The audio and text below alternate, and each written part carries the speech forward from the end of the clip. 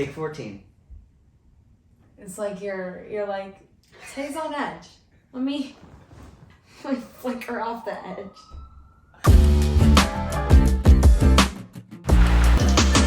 Hey, what's up? I'm Brock. I'm Tay. And in this video, we are answering your relationship questions. Before we get into the questions, I wanted to quickly do the most important things. We're getting married on September 17th in Jackson, Wyoming. We've been together for almost 3 years. We've been living together for 2 years. We lived in a 140 square foot trailer for 6 months and we survived that. We'll link our wedding website for you guys just so you can see our engagement photos, read about our wedding party, and we might be live streaming the wedding. We'll see. If we can figure out how to make that happen. Yeah.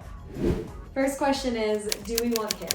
Yes, we do, but not anytime soon. Yep. Gonna wait a little bit. Yeah. And if that's like the only question we get after we get married, I'm gonna be really annoyed. When are you gonna have babies? Do you have kids? That's not...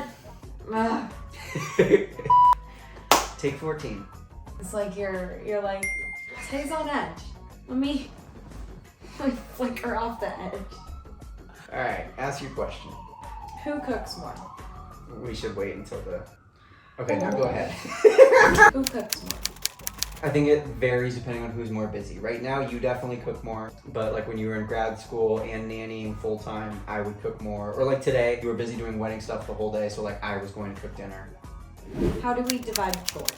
I think it again goes back to like who's busier, but it also has to do with who enjoys doing what chore or who dislikes it less, I think. I think it's less about who's busier, actually. I would disagree on that. Because like, it doesn't really matter how busy I am. I always do certain things and you always do certain things. That's true. Like I always make the bed in the morning. You always do the dishes. That's true. I always clean the garage and the patio.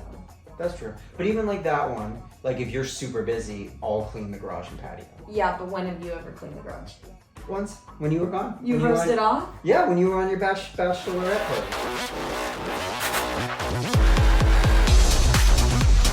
What are the other person's most annoying habits? I'm not answering this. And we get this question a lot, so I don't even know who asked this. No. But I'm not answering it, and I hate getting this question because I don't understand the point of it. I don't know why anyone would want me to talk about the thing that annoys me the most about Brock, and I certainly wouldn't tell him that, let alone like tell the whole world that. What's wrong with you?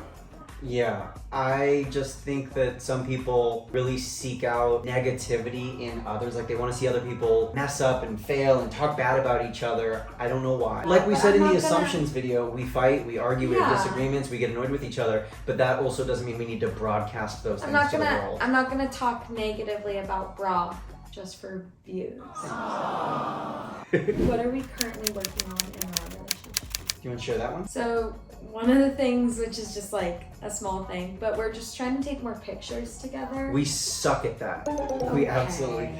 Aggressive. If we were to like rate things we're good at in our relationship, it's the bottom of the list. Everywhere alone. And then when we do go somewhere together and we're dressed up, we just like, it's a good thing. We get in the moment and we forget to like stop and like take selfies together. It's not a bad thing. It's just something we're not good at. Yeah. Have we ever done EMDR therapy? We've done therapy. We've done EMDR separately. We've done couples therapy together, and we've both done individual therapy separately. And I found all of it super beneficial. I would say for me, EMDR has produced the best results in the shortest amount of time though. I agree. What are our love languages? My number one is words of affirmation, and a close second is quality time. Which is funny because those are my bottom two. Mine go in order: physical touch, acts of service, gifts, words of affirmation, and then quality time. For me, gifts and acts of service, they like oftentimes make me uncomfortable. Like I don't feel love when acts of service are done or when I'm given a gift. I do, but like I'm also like, oh no. It's been like a learning curve for the both of us. I think like physical touch just comes naturally, whether that's a love language or not for the most part. But with like words of affirmation or quality time, I have to be really conscientious of that because I don't think about it. And I do. What's the dumbest argument we've ever had? Do you have something off the top of your head? No. I can't remember pretty much any argument that we've had. That was, I think, my first thought when we got this question. We don't hold on to our arguments. We make sure that there's resolution when we have the argument, and then we never bring it up again, and we never argue about it again. We actually have a rule that we can't argue about anything that happened more than 2 weeks ago. No. It forces us to find a resolution for it, and it's not fair to keep bringing up a mistake that he made years and years ago. Yeah. So I can't even come up with what our dumbest argument was.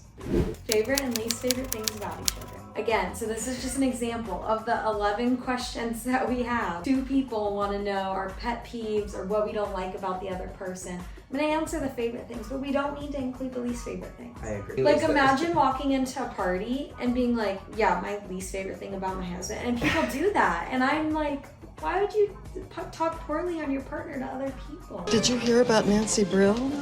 My favorite thing about him is his energy.